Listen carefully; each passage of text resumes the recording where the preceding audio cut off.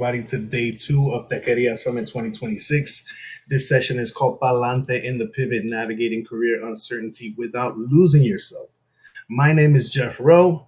I am a community consultant.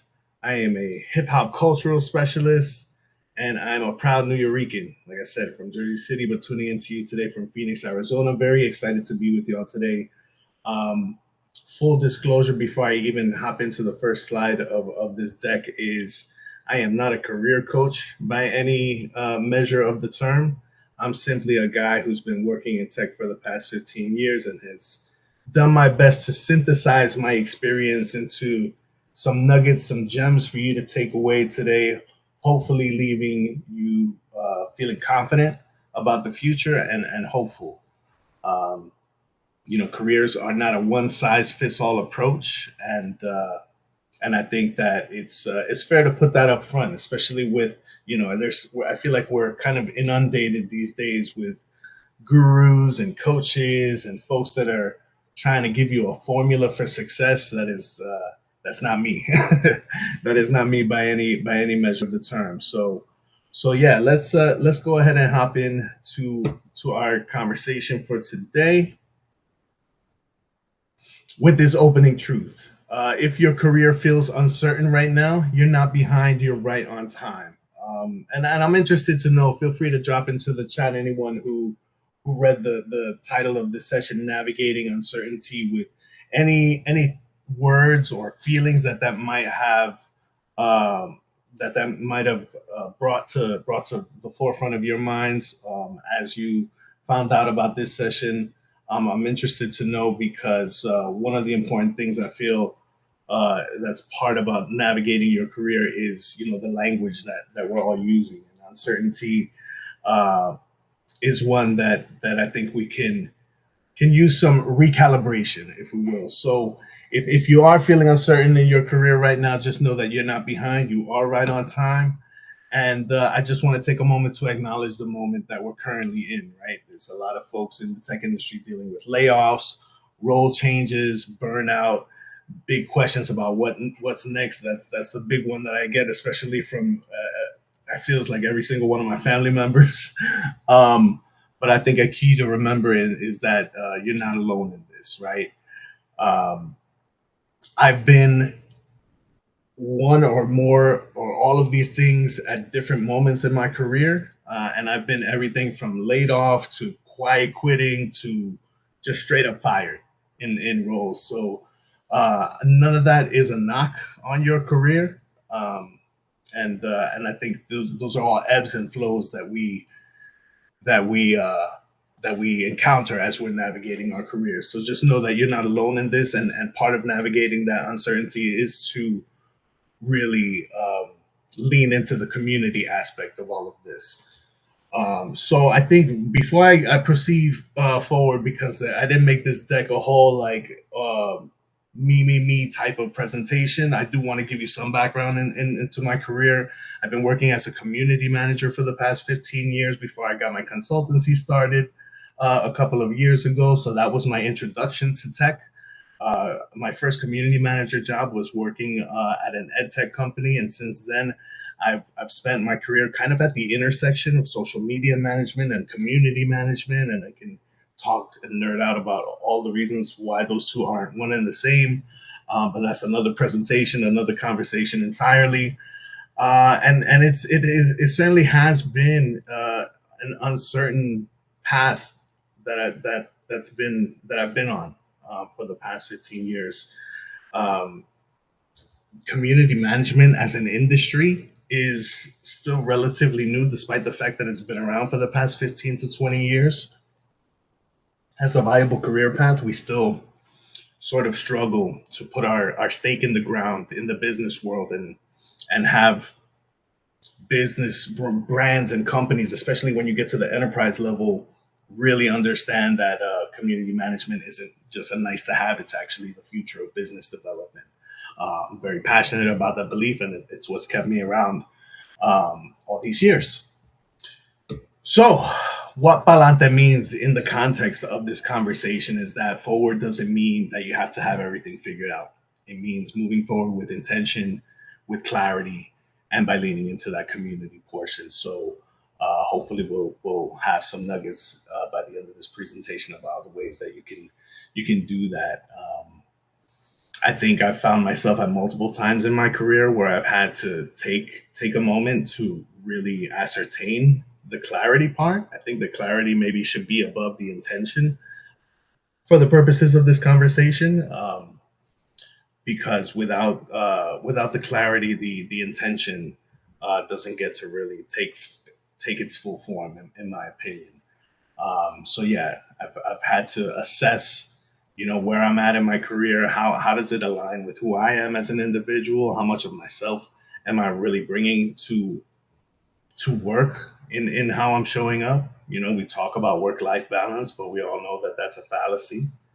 Um, so yeah, let's dive into a little bit more of what Balante means in terms of navigating uncertainty in your career.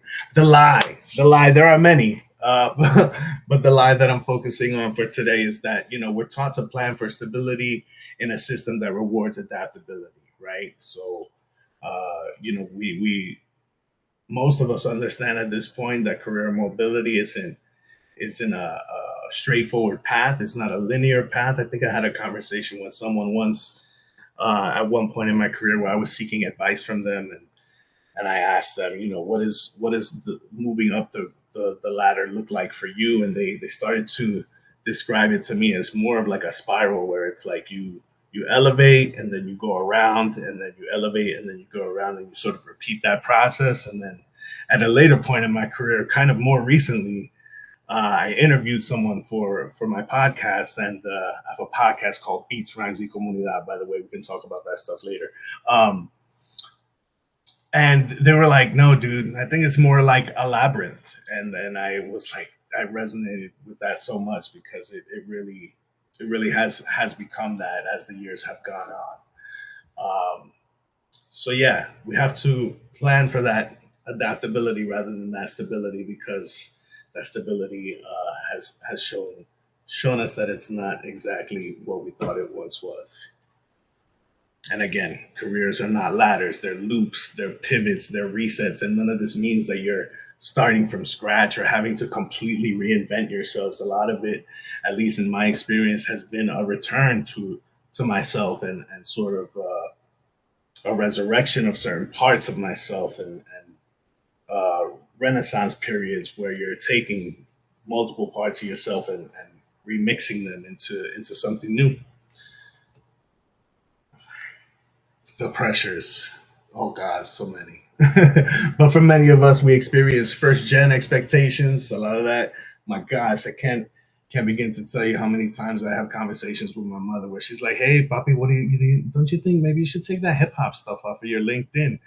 And I'm like, nah, that, maybe one day, just to make you smile for a little bit, I'll create a shadow, another version of my profile for you. But that stuff isn't. I'm proud to wear that stuff as part of my career repertoire, and navigating different ways to plug in those things into how I'm showing up in my career today has uh, been something that's provided me with a great sense of purpose and intention and fulfillment.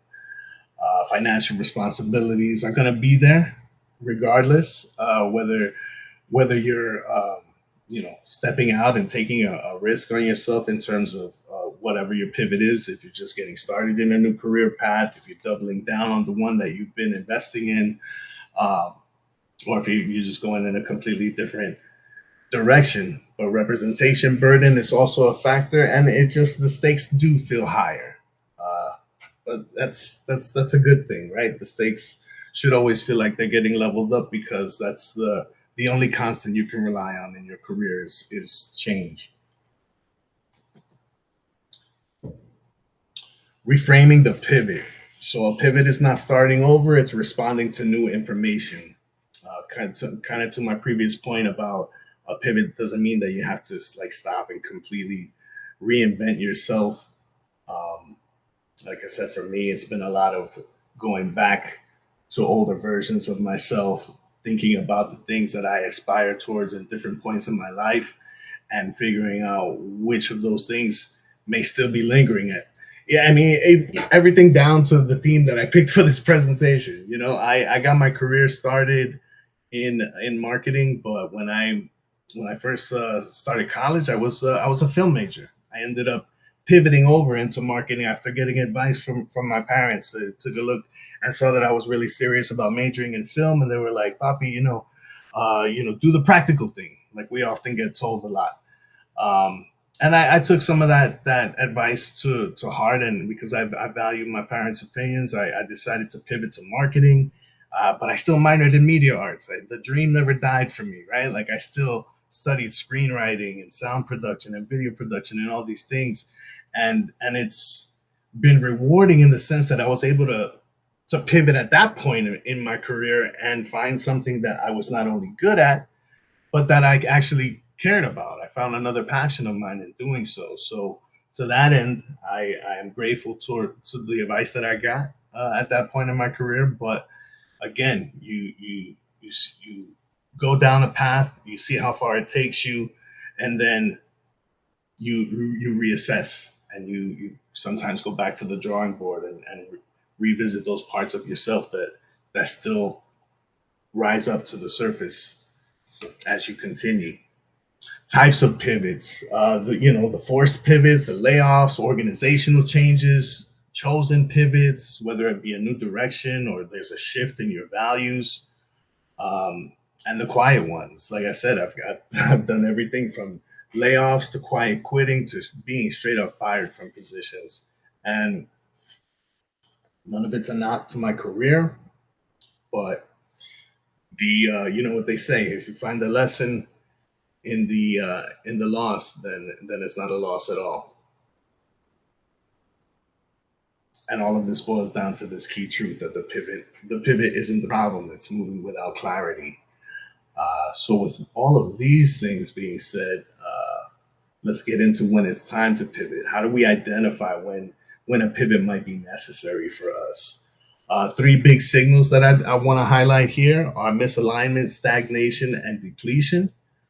Misalignment feels like you're succeeding in certain areas, but something's a little bit off. Your values and your work are drifting apart. I remember managing a community early in my career for Bayer, a pharmaceutical company, and I did not know heading into that assignment that managing a community for a big pharma brand was going to be the experience that it was. There was a lot of community managers that were working on my team that felt they weren't aligned with a lot of the things that brand stood for, may still stand for. They're heavy into a lot of controversial topics, anything from the medical device industry and mishaps in that arena to agriculture and the way that things are managed on that side of the companies are. But boy, I really didn't realize what I was getting into, and it's definitely something that's taken a toll and that has taught me that the communities that really have the bandwidth value wise to take on are ones that have to be aligned with what my beliefs are. Stagnation, you're no longer growing, you're repeating yourself. I'm sure many of us have encountered this at times where you just feel like you're hitting that glass ceiling and you can't seem to penetrate through. um, that's also happened many times in my career where I felt that you know I, something drastic needed to be done in order for me to break through that glass ceiling. When you're going from job to job and things feel like kind of like lateral moves, it can be a frustrating place to be. And depletion, you're constantly tired, your energy's not coming back, you feel like you're on the living on the edge of burnout constantly. These are all red flags that would signal that it's a good time to pause and to reassess your situation in terms of the environment and figuring out what things might have changed to create either the misalignment, the depletion, or the stagnation. Feel free, guys, to drop into the chat if you've felt any of these things at any point in your career. I know that there have been moments where it's been all of the above for me. Um, but yeah, yeah, share in the chat how you're feeling. An important distinction, though, that I want to make when addressing these red flags is that it's not every hard season that means you have to leave, but the sustained misalignment usually means that there's something that's gone awry. I know that there have been moments where I felt stagnation, but it's really just impatience, um, and really knowing the distinction of when to when you're stagnant versus when you're just waiting, seeking that immediate gratification, where you just got to hold out a little bit long, double down on your efforts, double down on your faith in order to successfully move forward. But that misalignment part is definitely one where you want to reassess and pause. Don't lose yourself. There's huge amounts of pressure out there to code switch, to overperform, and to prove that you belong. Um, you're enough. You're enough, right? The code switching thing is, I think, a big one for all of us. I've definitely working in tech is, 24/7 lights on kind of environment, or at least people treat it like that unfairly at times. So you definitely want to make sure you're setting those boundaries for yourself, and we'll get into a little bit of that in terms of like anchors in order to protect yourself against these red flags. Anchor number one: identity. Who you are is not up for negotiation. Your culture is not a liability. Man, I always think of this story from my youth. My name sounds very white, Jeffrey Rowe, and that's because my father's Irish. But my my mother, who's Puerto Rican, used to take me to grade school every day, and the secretary who worked for the principal at the school, she was also Boricua, and she knew that my mother was Martinez, and she would purposely put an accent on my last name. My last name is Rowe, but she would put an accent on the E and call me Roe. So that was something that always stuck with me and like actually made me proud to show up in rooms as I got older, as my most authentic self. And it's been a rewarding thing for me over the years. Um, so I wear my Latinidad very proudly. Anchor number two: values. What do you not compromise on? Like your identity, what sustains you versus what drains you. This is definitely a big one to my previous point about working with communities that I don't have that moral alignment with in terms of my belief systems and the things that I'm passionate about. Values is a big thing when you're establishing yourself in terms of what are the non-negotiables, and what do I need to feel that sense of intention and that sense of purpose and fulfillment. Am I getting that out of my career? Is it aligning with those values? And to my previous point, boundaries. Not every opportunity is aligned, although it may feel that way. Like they say, not all money is good money, and you don't have to say yes to survive. And again, all these things boil down to this core truth that a successful pivot that costs you is not a success. Not all money is good money, man. You gotta stick to those values and carry them with you as you progress in your career because it shapes the future of industries. Leaning into the community part, the community isn't just support; it is a strategy because we're taught to view community in community's been bastardized in so many ways, both in the industry as well as how we have come to view it. I think part of the reason is that communities have become so prevalent. And uh, one of the things that I believe it's not is this surface level transactional thing, right? I'll talk a little bit more about the difference between networking and community. on a later slide, but what community provides you with is information, access, stability, and perspective because you're sharing experiences with other folks. You're learning from their experiences, especially if you're pivoting into an area of your career that you might not previously have, a heavy amount of experience in, and the stability of that is is found in the perspective in a lot of ways. I've been a member of Tequeria for, gosh, this is my sixth year, and this is my first year where I'm taking the stage as a speaker. So, being a member of Tequeria is part of my pivot, and I'm proud to say that. So, you know, having that community aspect top of mind in terms of the relationship building, in terms of understanding that it's not meant for to be a transactional thing. You should want to be contributing to your community, even if it's something as simple as sharing a job that you might see in the jobs channel in the Tequeria Slack. A lot of communities that's the foundation. Any thriving community that's able to sustain itself is built on that foundation of you get out of it as much as you contribute to it,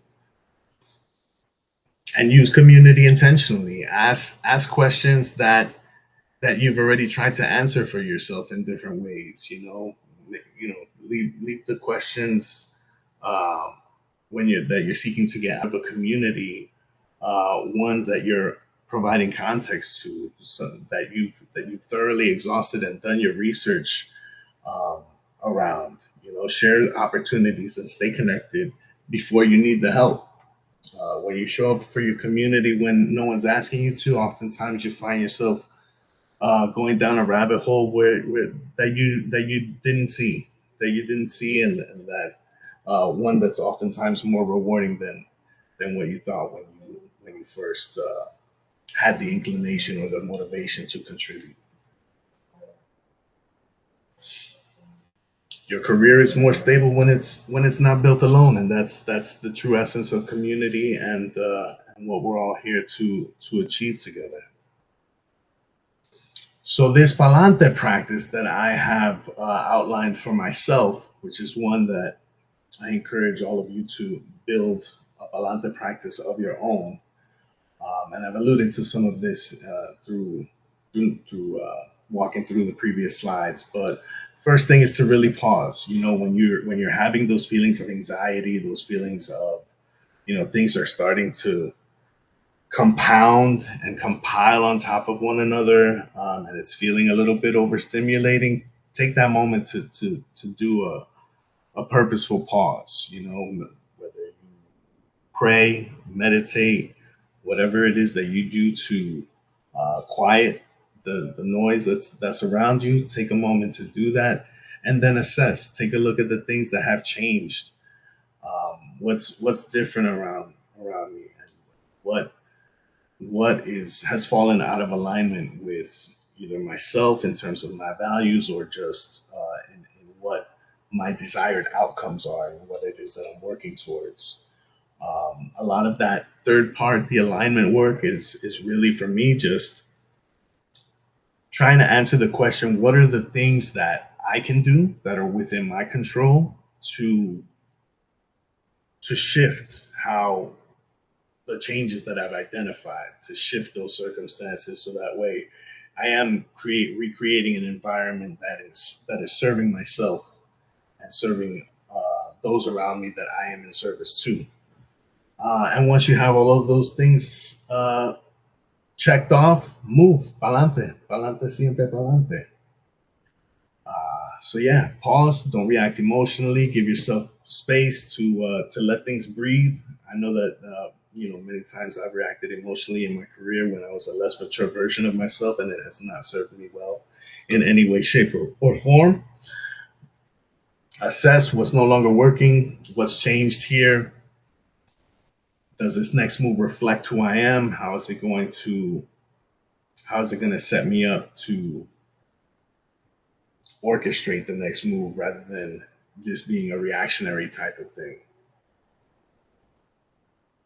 And then move. Take one intentional step.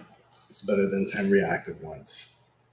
And the last thing that I'll say on this part two, and I kind of alluded to this in the beginning of the presentation, is let's change the language.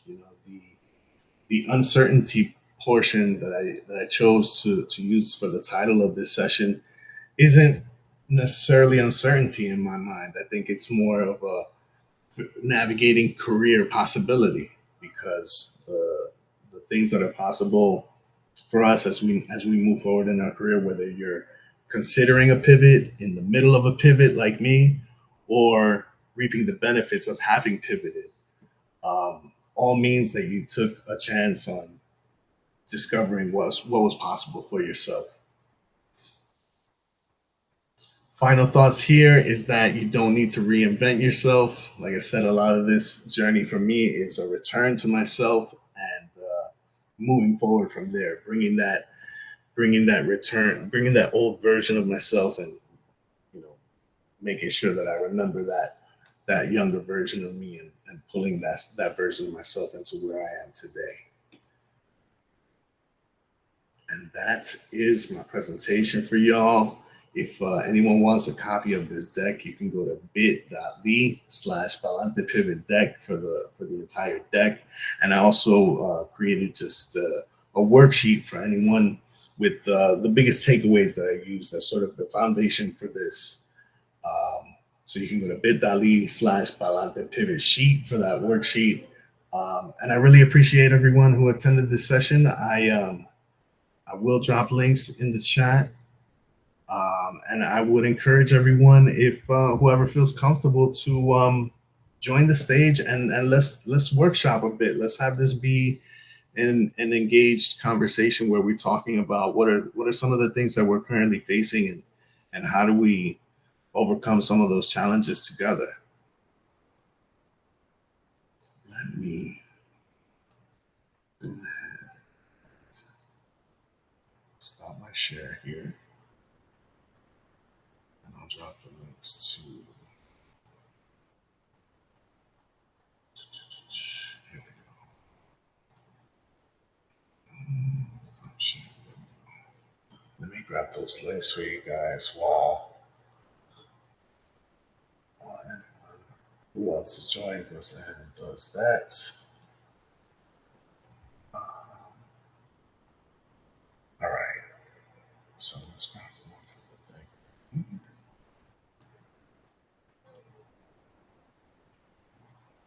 There's the deck.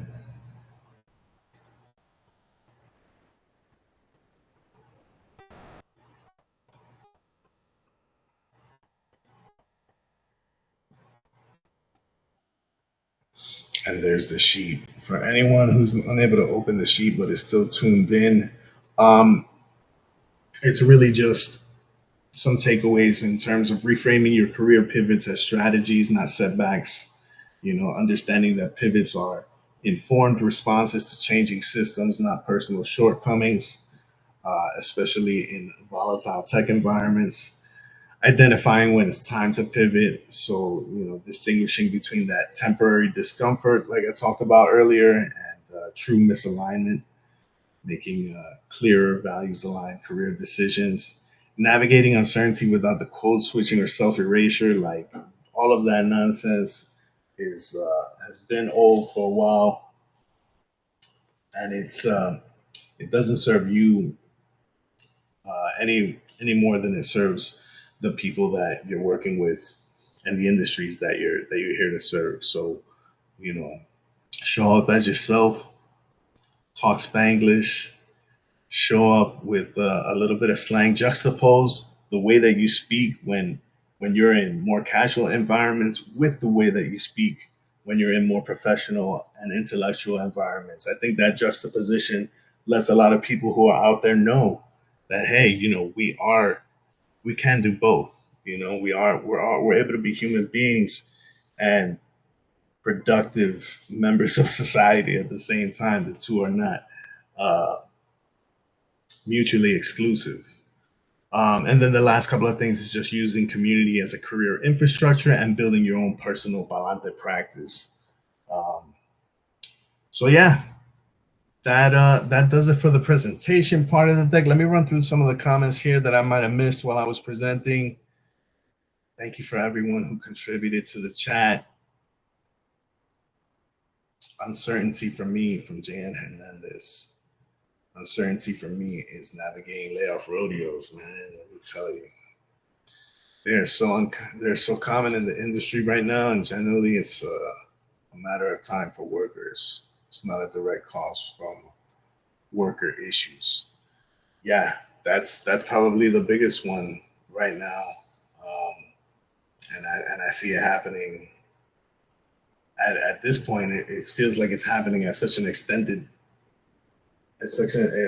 period of time where people are going years, going from one job to another for months at a clip, and that's kind of what actually motivated me as I made my pivot from being a community manager to a community consultant. Was just like, you start working gigs, and you're doing 3 months here, 6 months there, getting contract work or a freelance gig. Fractional work has become the new buzzword, even though it kind of all means the same thing, and it's daunting. And once I noticed that trend happening in my career, I was just like, between that and just poor experiences working at a community manager for a company that didn't really understand the essence of community and how to make it work for business. Uh, you just kind of get to that point in your career where you're like, fuck it, and it's like, all right, well, you know what? I'm gonna go start my own thing. And for me, that was getting a business started, and now I'm in the throes of building a consultancy, which is it's again sort of that mix of the old but in with the new, and learning all of the things that you don't know about what it takes to run a business and to grow a business. Um, so yeah, never a dull moment. Never a dull moment. Brittany Solorio, as someone impacted from layoffs late last year and still job hunting, this resonates with me deeply. It resonates with me deeply as well. That pivot. When you're in the middle of the pivot, it's again you kind of got your one foot one foot in one pond and one foot in the other. So you're kind of still a ghost of your former self in certain regards. But and I think, oh man, I almost regret not pulling this into my presentation, but I remember seeing a post from a colleague of mine that has a very successful business where he showcases poets called Poetry Me Please.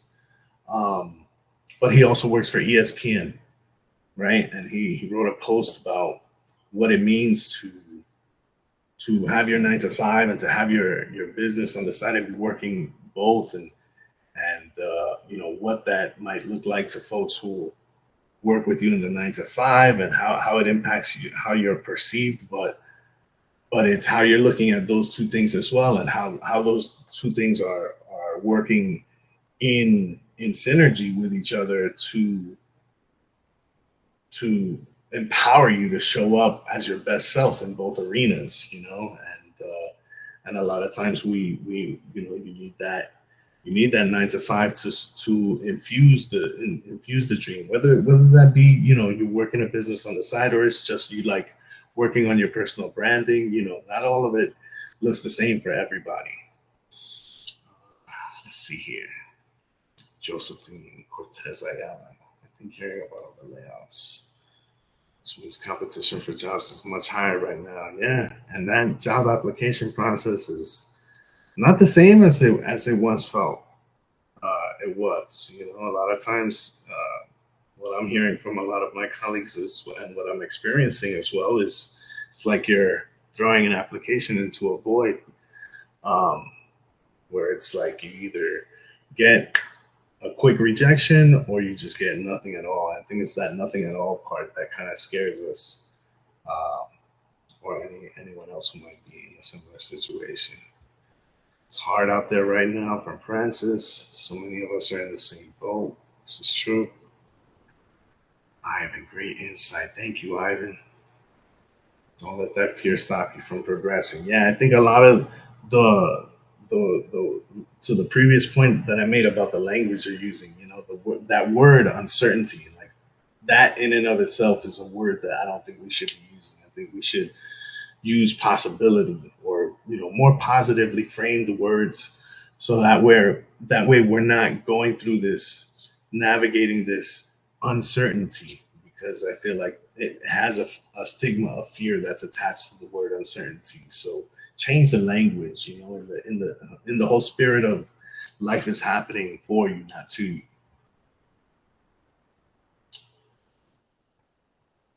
You can't plan for stability when the system is unpredictable. Absolutely. Insanity resonates for me going through career change, whether for the first time or else. I feel you, brother. So lots of different emotions. They changed anything. I want some hip hop stuff on my LinkedIn profile. Albert, I'm happy to help and point you in the right direction if that is the desire and the motivation. Yeah, this kind of happened in tandem with my pivot into consulting. Is I decided to get certified as a hip hop cultural specialist under the tutelage of KRS-One and the Temple of Hip Hop. So if there are any fellow hip hop heads that are still in the audience, feel free to connect with me and we can nerd out over all of that great stuff.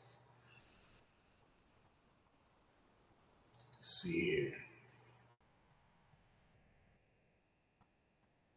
The other thing I'll say too, because in terms of like things happening in tandem with, once you make a decision to pivot, or you're mid pivot, or you're reaping the benefits of having pivoted. um, I think it's once you're able to move past the stigmas of the circumstance and move past the fear. um, the action helps build your confidence, and it's a repetitive thing. It's like a choice that you have to continuously make for yourself. And once you start doing that, it's like the either God or the universe or whatever it is that you may believe in receives that, and things kind of, there are signs, little signals, right? Because the clarity that I spoke about earlier, that you identify from taking a moment to pause and reflect, uh, that clarity isn't always 100% clear, right? Like you could have a clear vision for your career and the direction in which you want to go, um, but the entire vision isn't fully clear to you. Maybe you can see the first few steps, so you start taking those, and then you get a sign of like where to go next. Um, and that's happened in tandem with me pivoting into starting a consultancy, and learning what it's like to build a business. I see we got Jordan B joining the stage. What's up, Jordan? Hey, I just figured chatting a lot in the chat, so might as well Hey, join the stage. it's wonderful to hear your voice and see your face, man. Glad to have you on, man. Yeah, thanks for Um, doing this. Feel free to interject, man. I definitely didn't want this to be like a me on my soapbox kind of thing. Yeah, no, I think So, that your talk is really resonating with me. Um, for me, I was in survival mode for so long. I was mm, raised in the Bronx. I was homeless at 17, working 5 jobs to pay my way through college, and especially early on, I thought I needed to say yes to everything. You need me yeah. to stay late? I got it. You need me to run this? I got it. And then I was laid off, and Hmm. I leaned into that uncertainty. I convinced some leaders to create a role for me. I said, you need this expertise. I think I have it. Take a shot. And I think that that pivot was one that, like, I didn't choose to do that. I had bills to pay and an opportunity Yeah. presented itself. So kind of that Hmm. survival mode maybe changed perspective. Instead of surviving by saying yes, I had to survive by making opportunity. And then Right. later on, I was laid off again, and I was pulled into product management, and I've loved it. So I think some of my best career moves have come from needing to lean into that uncertainty. But I do have a Yeah. question for you from what you're Yeah, saying, absolutely. and your sheet, um, leaning into community and building uh, community as career infrastructure. Could you double click into that? Like that's something I've always been weak with. I was raised to not ask for favors. We're seen Right. as charity. My mother would not would not look well upon me asking for favors. So then I find in my adult life, networking is difficult because I see it through the lens of asking for a favor. So I don't know if Yeah. you have any thoughts on that. Yeah, I would say, networking and community is kind of like how I look at we have these conversations in the community industry about the difference between an audience and a community, right? Like you can have a big following on Instagram and, you know, you could be talking about your following like they're your community, which a lot of creators do these days. But it's not really community, right? Because you're the big differentiator there is one to many communication versus community members engaging with each other, right? So, um, you could say, "Oh, I'm so grateful for my community," but you're constantly like posting and just asking them for things, so you're just taking from them, right? Rather than giving away value and creating an environment in which your followers or your audience members feel comfortable enough and so passionate about what it is the value that you're delivering to them that they're engaging with each other. Now that's real community. I see networking and community kind of a similar parallel there in that networking is a great skill to develop. It's something that I feel like is one of my superpowers because I'm always looking out for like what's the next networking event I can go to where I can meet like-minded individuals and connect with them. Um, but I'm not necessarily doing it with the intention of, oh my God, this is going to lead to my next career move. You know, it may seem like that at first because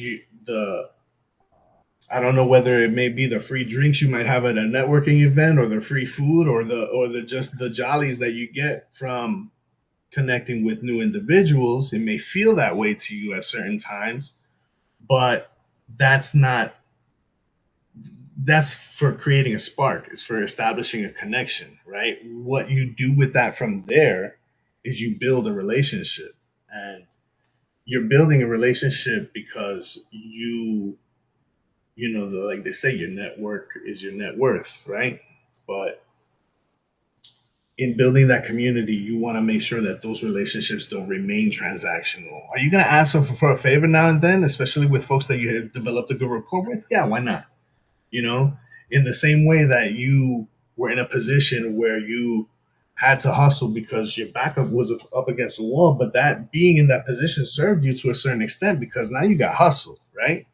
And now that you've had time to like lean into that uncertainty, now you know the difference between working hard and working smart, and you can do both simultaneously. Um, so yeah, I see it as that, where community building is more of a long term investment. Think of it as chess versus checkers. Mhm. Whereas if you're networking for networking's sake or because you think you're gonna get something out of it, if you're leading with that, then it's probably not a good idea. It's probably not worth your time, and you probably won't see much success from it because people can smell fake from a mile away, especially coming from where we come from. Yeah, I get that. I appreciate that insight. Yeah, man. Oh man. Thank you, Diego. Amazing to learn about your journey. Your voice. Let's see. Let me hop up to anything that's come in more recently because Cecilia, leveraging my massive network is my biggest challenge. You'd be surprised, Cecilia, how many people in your network are waiting to help you. I know this is a hard thing, and I struggle with it too at times. I want to But it reminds me of a recent episode of the I don't know if anybody's into that podcast, Diary of a CEO, with with this Steve guy. But he had Trevor Noah on recently, and he's talking about the importance of not that the whole self-made fallacy. No one's self-made. Everybody got to a certain, whatever point in their career with the help of others and by leaning into that community part. Ricardo, Hey Jeffrey, can you hear me? yes, I can. How are you, my friend? Oh, awesome, awesome. Yeah, I'm good. Thank you so much. This is an amazing presentation. Ah, Um, thank you, man. I and appreciate it. like, who knew that a community builder, community manager, like, was a career? So, like, Dude, uh, I still I still find myself surprised at it to begin with, but I feel that not only was it my introduction to the tech industry, but I feel like for anyone who's considering a pivot into tech is probably one of the best ways to get acclimated to what it's like to work in the tech industry because community managers are so cross-functional. yeah, And just to get just real brief about it, a lot of people see community managers as this is where the problem happens, and why we still struggle to in gaining our footing in the business world is that people see it as a way, like an extension of support or marketing. Depending on what company you're looking at, you'll see community either nestled under customer support or in marketing. Very few companies have their own community departments, and some even have chief community officers. But yeah. yeah, it's I would say it's probably the best way to get acclimated to the tech industry because there are business applications for community management that deliver value to every part of an organization, whether you're in sales, marketing, product, any of that stuff. Wow, yeah, I'm really curious to learn more about that, and and so sort of, I've been navigating, a period of unemployment right now, and you're doing a lot of work around, what is my why, and Yes. community building is definitely one of my whys, and I've been sort of, looking at different, opportunities to pivot, and really sort of resonated with your whole idea of, um, don't reinvent, but return to yourself and move from there. So Hmm. just wanted to, hear more about that, and uh, yeah, just get more thoughts on that. Yeah, yeah. So, in terms of community, well, the first thing I'll say is know that in your career so far, you've been doing community work, whether it's been apparent to you or not. Um, I think that especially in the tech industry and ones that kind of have community woven into either their mission or their work, you're serving a community on some level, even if it's your own internal community, right? Like there's a culture there in whatever workplace you might be at any given moment in time. And that's what I think the organizations and the brands that have the most successful communities are the ones that look to identify that culture of community internally first. Hmm. I'll give you a perfect example. So, like, Salesforce has one of the most biggest and well respected communities in the industry, right? The Salesforce Trailblazers. A colleague of mine was their VP of community for 20 years, built their entire infrastructure, and then pivoted and started her own consultancy and started taking on clients of her own. One of the one of the policies of her consultancy was that she would not take on any clients who were building their online communities using Salesforce Experience Cloud. And the reason for that being is because Salesforce kind of deprioritized community in terms of their product. I'm not saying anything about the Trailblazer community as it functions today. I know they're taking wonderful care of their engineers and the Trailblazer community. But in terms of product investment, they made a pivot in 2019 where they changed their what's now known as Salesforce Experience Cloud used to be called Salesforce Community Cloud, meaning that it was a product that was designed for you to build community sites that other brands would use to build and launch their online communities. And since then, the product, in terms of community platforms that are out there, there are a bunch like Gainsight. Um, that's probably the biggest one nowadays. I used to work for one called Koros that kind of fell by the wayside as well. But it was once this deprioritization of community came into effect within the product of itself that you're starting to see that usage decline. Um, but but yeah, there's communities woven into so many different roles, and I would say if that's something that you're considering, let's chat. Let's chat about ways that we can take your experience and reframe them. Because again, going back to that point of returning to this older version of you, and just taking a look at it through a different lens, you find ways to frame yourself in a different light, and it goes up beyond a little bit more than just, oh, let me change my cover letter to apply for this specific job versus that specific job.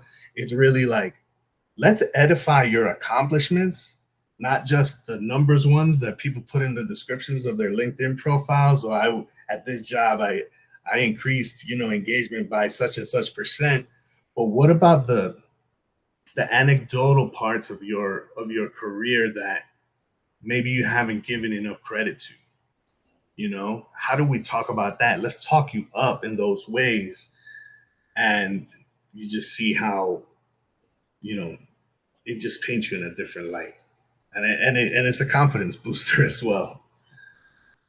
Yeah, and that's sort of what I'm trying to sort of see as some of those baselines across all the different things that I've done. I started our Hispanic ERG at Disney, and There you was go. on the board for many years, and then I think like as a marketer, as like a cross functional collaborate and leader, I'm sort of building community, with each sort of campaign that I'm doing, and yeah, just sort of trying to figure out how that sort of works for my next role, but also like a side business in terms of building community. So yeah, really appreciate that.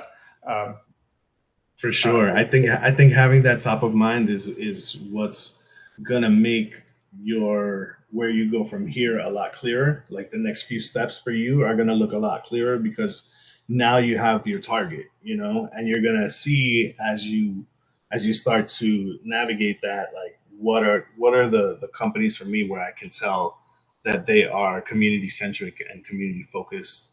This is a company that's aligned with my values and where I'm currently at. that's awesome. Thank you so Yeah. much. I know we got 2 minutes left. I'm gonna drop my LinkedIn here for anybody who would want to stay connected, continue the conversation. I'm all over the place, but just hit me up on LinkedIn and we'll go from there. Um, yeah, yeah, really, really grateful for today's session. Really excited to continue the conversation with all of you. Um, And yeah, I hope you guys enjoy the rest of day two. I hope you guys enjoy tomorrow as we head into the weekend. I hope the rest of this summit leaves y'all feeling inspired, hopeful about the future, and motivated to take whatever next step in your career it is that serves you most. Um, yeah. Thank you, Jordan. Thank you, Ricardo.